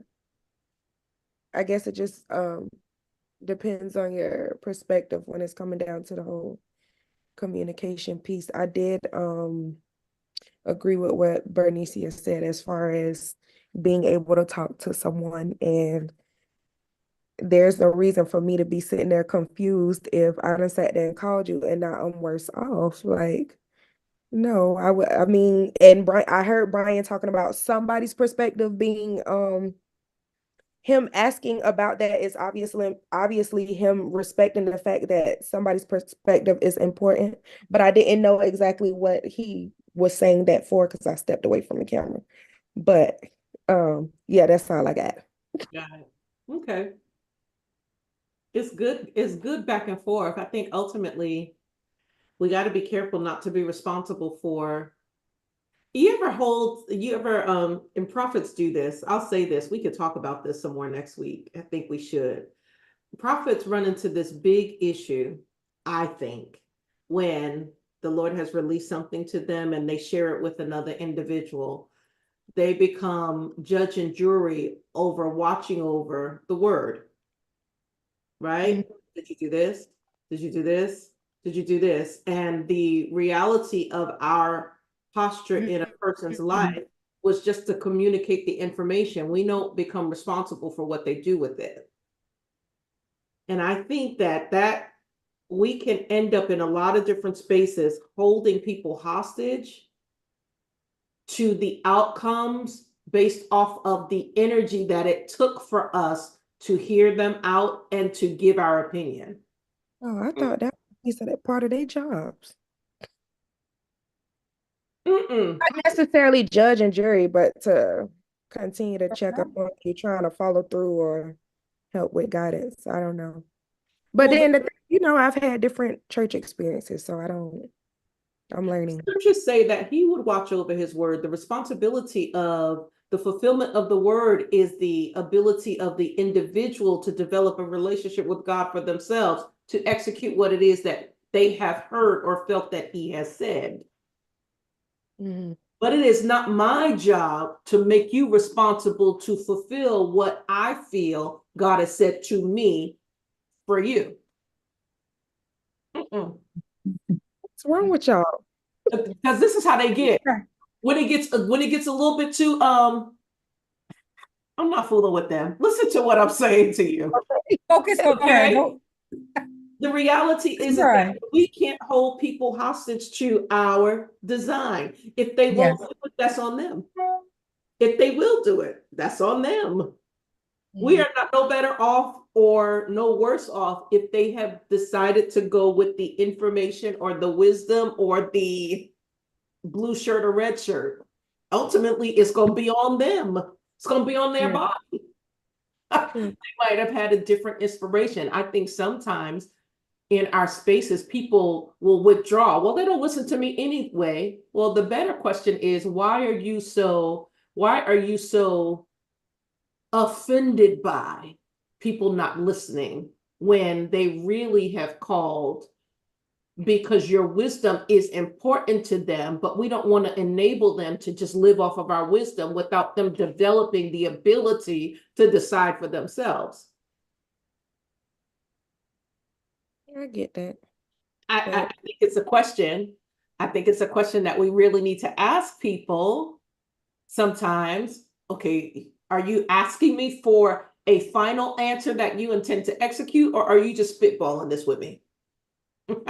And I am first partaker of it because I carry a lot of information in my brain. And by the time you get to me, I'm like, listen, all right, what we gonna do with this? I ain't got time, especially if you recycling the same thing over and over and over. I'm like, okay, which shirt we wearing this week?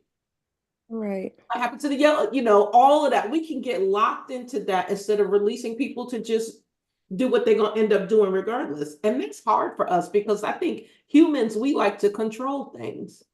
Yeah, and I was gonna ask, how do we decipher between that? Because then that just made me think about when Bernicia said, it's you want to know people's opinions about a decision, and then you got the 19 people that say one thing or disagree with you, and you got that one person that give you that confirmation to just send you out there. Like I've been that type of person in a lot of situations, just looking for somebody to go with what I thought about at first. You need to trust your gut. Hmm. Yeah. There's You know, pros and cons to it. The scripture talks about it in the New Testament, right? And babe, you could qualify this when it talks about the apostle Paul, when the prophets came around him and said, listen, if you go over, I forget the scripture, I wish I knew it. If you go over, you're gonna die, they're gonna kill you. And Paul looks at them yeah, and says, and I still need to go. Hmm. yeah. Sometimes it's not just about, the yes or the no. Sometimes it's about the context of the surrounding events. Hmm. And that's so good. And that's so good because because it also speaks to what you talked about with the prophetic too, because that was the issue that came with it wasn't an issue, but a prophet Agabus. Was it Agabus? Is Agabus? Yeah.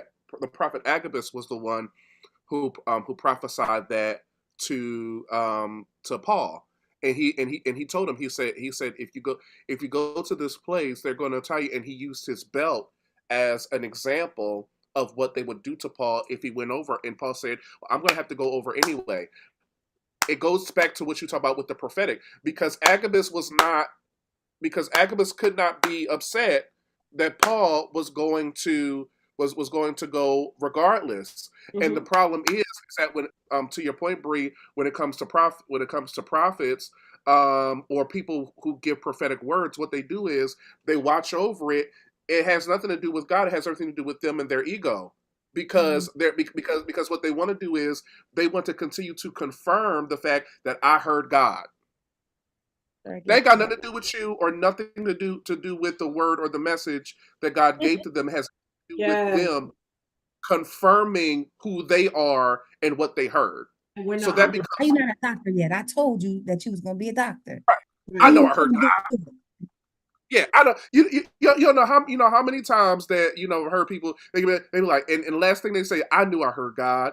They ain't got nothing to do I with know. God. They got everything I to know do. I be a prophet of God. I know I'm. I be a I declare that I am a prophet of God. Mhm. I see it coming. Half the time, are prophets even really supposed to remember a full word that was given to you anyway? Sometimes I do. Sometimes I have, if it's significant to me, and then sometimes in the moment it's gone from me. Okay.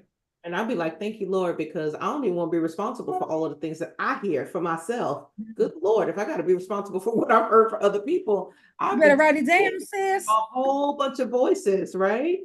You just don't know. I think that point serves the church as well as our relationships, as well as partnerships as a whole. Our openness is not to decide somebody else's life. Our reality in the partnership is to be with them, walk with them, even if they do something that we don't agree with, because we all make mistakes. It's going to be our turn too. Even if it is a mistake, there's an experience that comes out of walking those things out. And we need to be more like Abraham.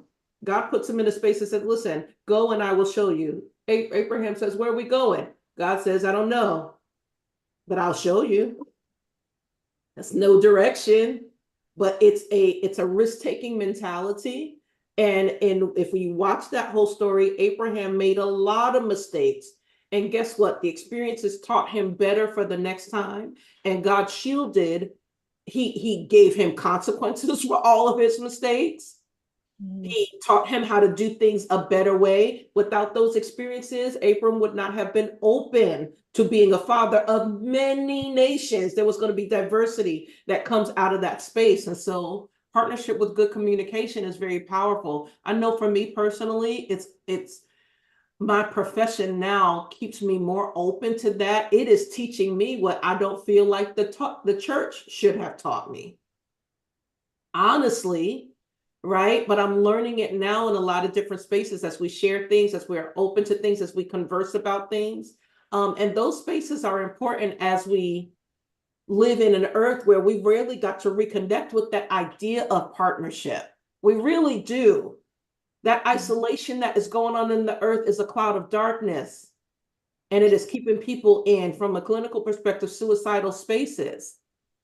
And that reconnection is so important. If you're not married, you can be connected with friends, you can be connected with your partner, you can be connected with a boyfriend, girlfriend, whatever. You can be connected with a group of people, but partnership can span a whole myriad of spaces and dimensions.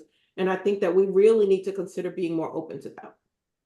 Those are just my final thoughts. You all get final thoughts, and then we'll get out of here. Kick off with this.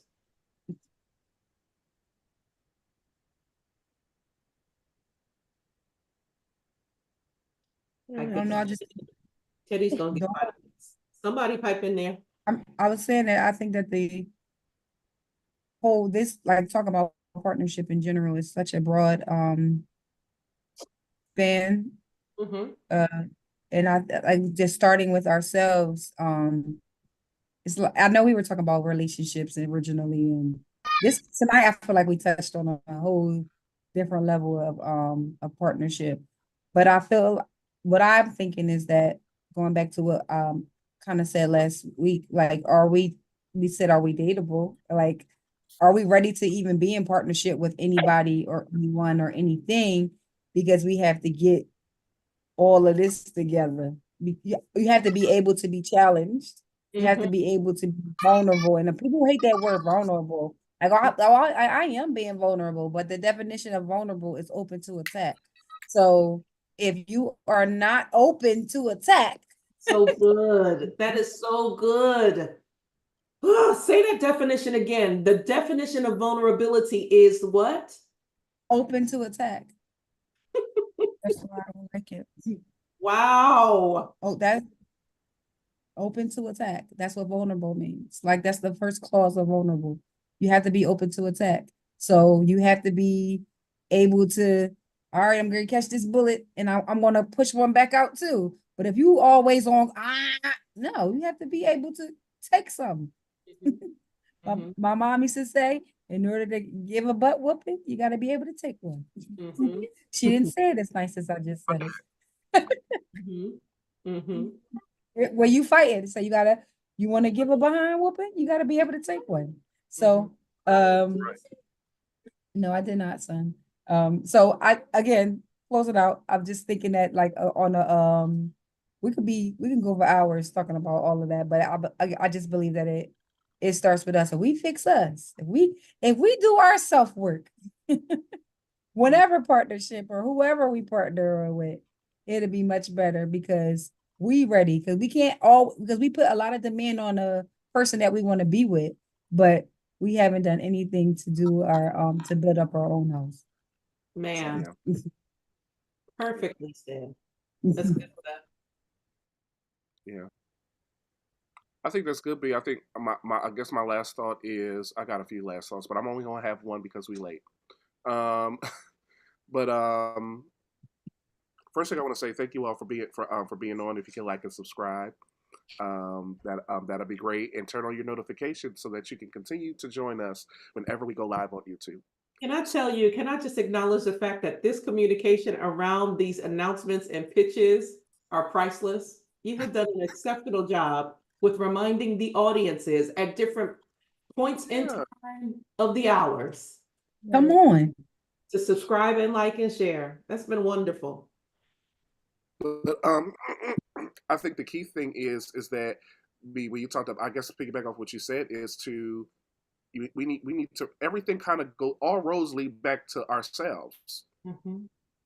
There's a lot of players and a lot of there's a lot of players and a lot of there's a lot of there's a lot of people. We got a whole ensemble. We got a whole we can have an ensemble. We can have supporting characters, but at the end of the day, you're the main character in your life.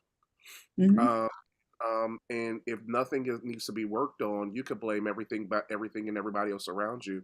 But if you're not good, then you have created this world that you live in, and it kind of takes you to the scripture of saying, because what we do is we kind of tend to say, okay, God, I leave myself to you, and that's what we do nowadays. We kind of like.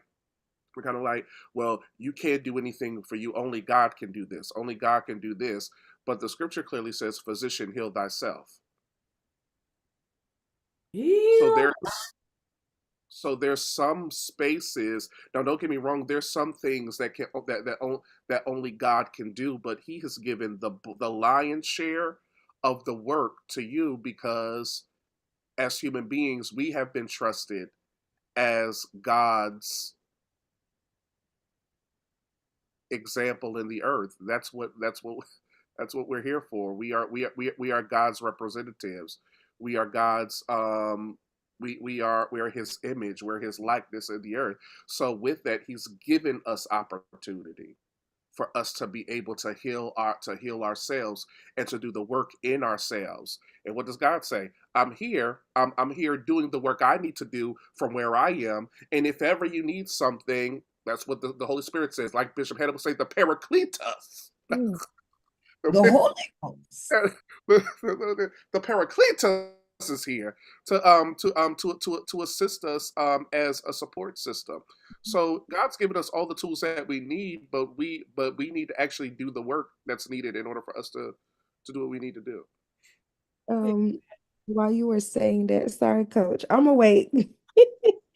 Yeah, what you saying, we need to do the work. I'm sitting here thinking like, yeah, we need to do self-work and we need to do soul work. And I just feel like in that we'll be better at having effective partnerships. And that's all. This is good stuff, guys. Thank you for this conversation.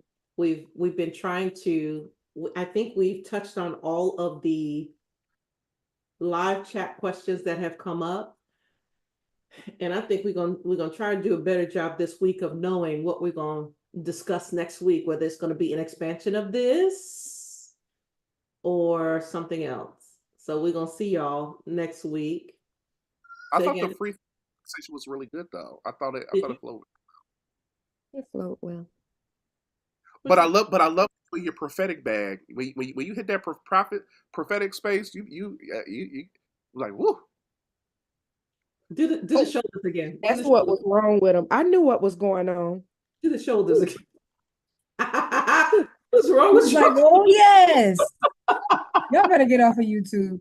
listen, cause she be knowing her stuff, man. I'll be telling you. And it be doing something to you, don't it? Well, it's certainly a familiar space, so and that's probably that was one of our heaviest conversations in Chester with Outpour, that whole dynamic of really executing the prophetic well. And Mm-hmm. we didn't do that well in certain spaces, and some spaces we don't. But we are moving in the earth we are empowering people to be like Christ. We can't still try to control people if we're trying to empower them to be like Christ. So we got to be careful about that. Listen, YouTube, we getting off here because we are very, very late, and I'm the Yes, one that yes. monitors the time. So I'm getting ready. We're gonna fix this for next week. But it was a good conversation. Join us next week. My hope is that everybody will be on, but I'm not sure because we got some things that are going on with people that they have to do some things, or maybe we will grab a guest panelist in here in order to join the conversation. But my hope is that you enjoyed what you've heard on Life Forum. Please like, share, respond, share thoughts even afterwards. I love to receive information from people that has inspired them from the Life Forum experience.